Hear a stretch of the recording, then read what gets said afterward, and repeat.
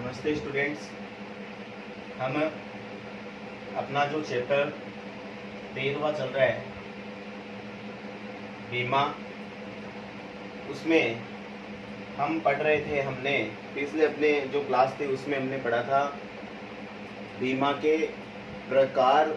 अपना प्रकरण चल रहा है, इसमें बीमा के प्रकार में अब तक हम जिनको पढ़ चुके हैं उनमें है एक जीवन बीमा। आप पढ़ चुके हो जीवन बीमा। बीमा के प्रकार बता रहा हूँ मैं, इसके क्षेत्र जो हम पढ़ रहे हैं। दूसरा हमने इसमें पढ़ा था वो था अग्नि बीमा। आपको याद है, आपने पिछले वीडियो में इनको पढ़ाया है। और तीसरा आपने इसमें पढ़ा था समुद्री बीमा। इन 3 प्रकार के बीमा को हमने अभी तक स्पष्ट किया है, पढ़ा है। इसमें जीवन बीमा में आपने पढ़ा था, इसमें बीमा की विषय वस्तु मनुष्य का स्वयं का जीवन होता है।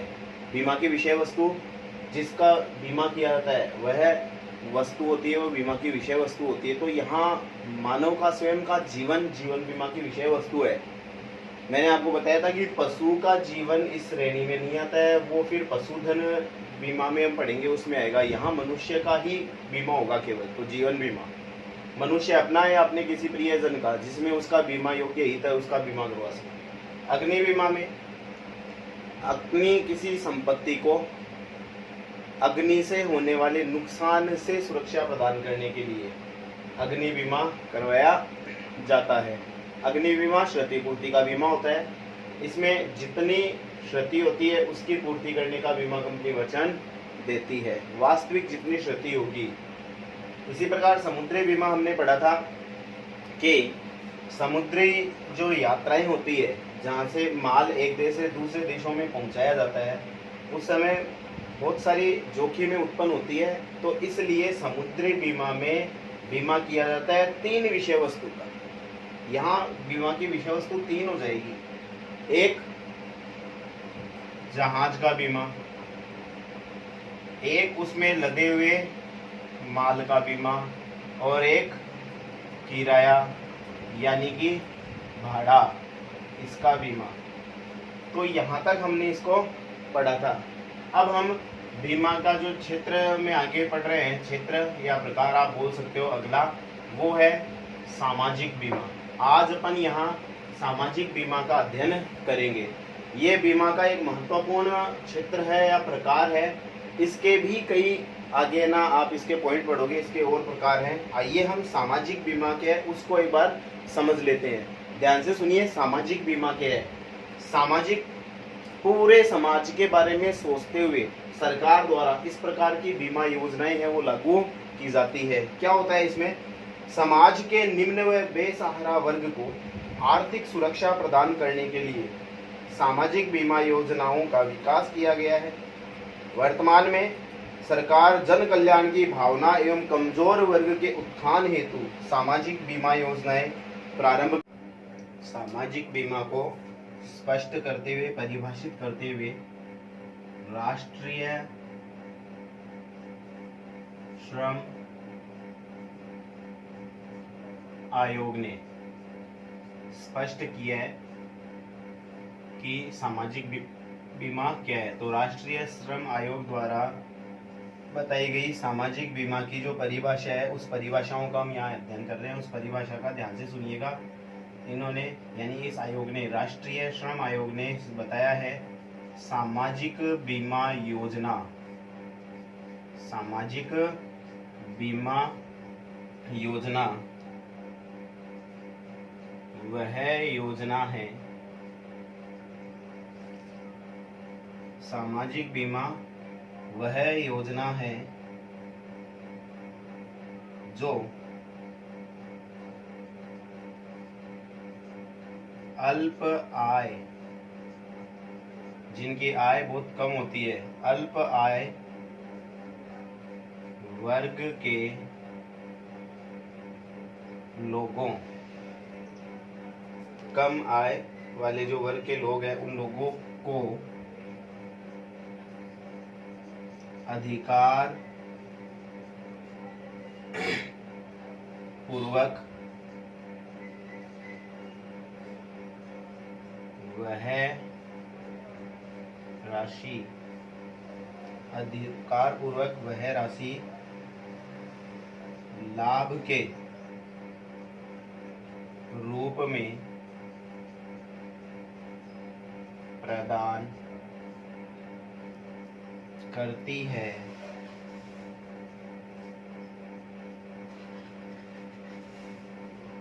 जो बीमित, देखिए यहाँ पे मैं कुछ 3 नाम लिखूंगा ध्यान से। बीमित सेवा योजक, जहां वो सेवा दे रहा है, सेवा योजक। दूसरा नाम थोड़ा सही कर दूंगा यहाँ पे इसको, सेवा योजक एवं सरकार।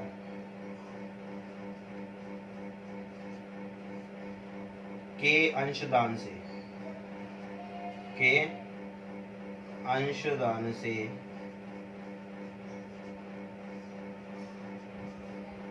एकत्रित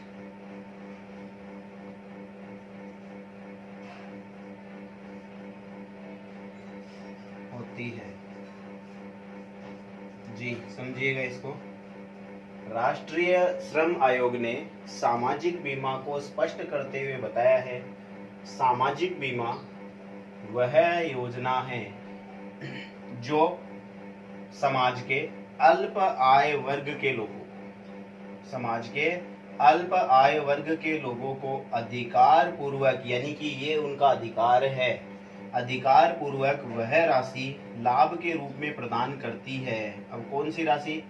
जो बीमित यानी कि श्रमिक, खुद सेवा योजक जिसके यहाँ वो काम कर रहा है, एवं सरकार के अंशदान से एकत्रित होती है। कहने का मतलब ये है कि बीमा, सामाजिक बीमा योजना वह योजना है जिसके अंतर्गत 3 जने, बीमित, सेवा योजक और सरकार, ये तीनों प्रीमियम की राशि का कुछ हिस्सा चुकाते हैं, अंशदान करते हैं, और उससे जो राशि एकत्रित होती है उससे अल्प आय वर्ग के लोगों को अधिकार पूर्वक वह राशि लाभ के रूप में प्रदान की जाती है निकट भविष्य में। तो ये सामाजिक बीमा की परिभाषा हो गई। इस प्रकार स्पष्ट है कि सामाजिक बीमा एक ऐसी युक्ति है, इस परिभाषा से हम अगर देखें, जिसमें बीमित की बेरोजगारी है, उसकी बीमारी है, या आकस्मिक दुर्घटनाओं के समय उसका जीवन स्तर ठीक ठीक बना रहे, इसके उद्देश्य से सामान्य कोष में ये सुविधाएं प्रदान की जाती है। सामाजिक बीमा कई प्रकार के होते हैं, आइए हम उनका अध्ययन करते हैं। सामाजिक जो बीमा है उसके प्रकार, सामाजिक बीमा के प्रकार, या हम सामाजिक बीमा का इसको क्षेत्र भी बोल सकते हैं। तो सामाजिक बीमा के प्रकार देखिएगा, इसमें सामाजिक बीमा के जो प्रकार है उसमें पहला है, आप देखो सब सरल सरल है, अच्छे से इनको एक बार पढ़ोगे तो ही याद हो जाएगी, क्योंकि नाम से ही आप उनको याद रख सकते हैं। पहला है इसमें बीमारी बीमा। ये सारी की सारी जो योजनाएं आप पढ़ोगे ये उनके लिए है जो लोग समाज में कम आय वर्ग की श्रेणी में आते हैं। तो सुनिए, बीमारी बीमा, इसमें बीमित व्यक्ति के बीमार पड़ जाने पर तभी इसका लाभ मिलेगा। बीमित व्यक्ति जिसका बीमा इसके तहत हुआ है उसकी बात की जा रही है। तो इस योजना में, इस बीमा में बीमित व्यक्ति के बीमार पड़ जाने पर दवाइयां, चिकित्सा सुविधाएं जैसे कि कोई जांच होनी है या फिर ऑपरेशन होना है, तथा बीमारी की अवधि में वेतन की जो हानि हो रही है, वेतन नहीं मिल पा रहा, वो जा ही नहीं रहा, तो वेतन की जो क्षति हो रही है उसकी पूर्ति की व्यवस्था की जाती है। सामान्य बीमा निगम द्वारा इस हेतु मेडिक्लेम योजनाएं चलाई गई है। तो ये पहला सामाजिक बीमा का है, बीमारी बीमा। दूसरा हम इसमें पढ़ेंगे वो है मृत्यु का बीमा।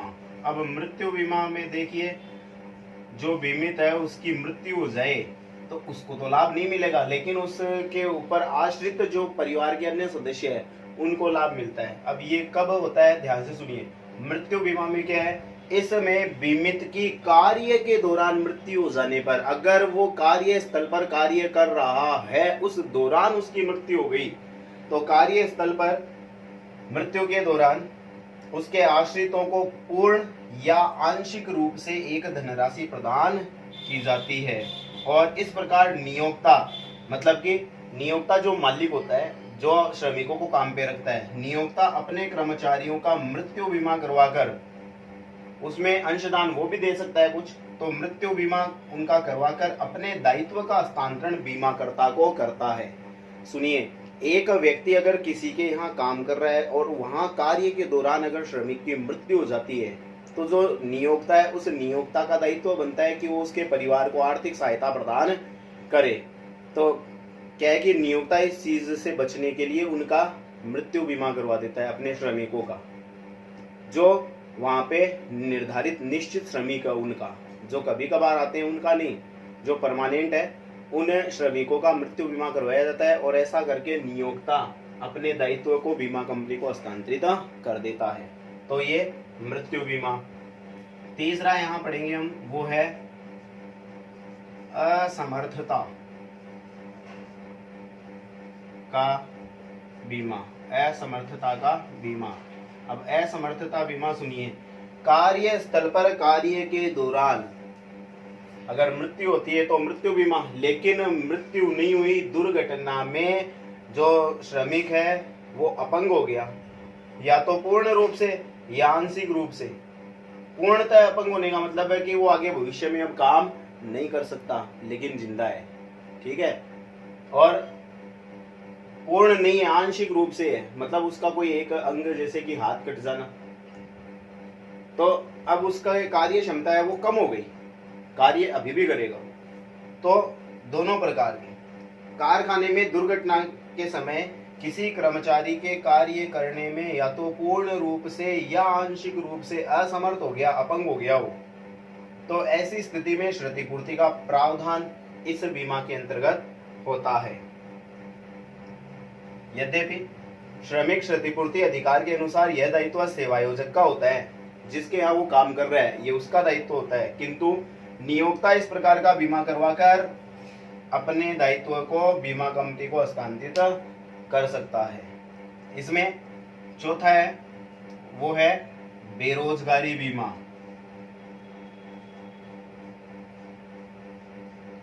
बेरोजगारी बीमा बड़ा स्पेशल है, ये भी सुनिएगा।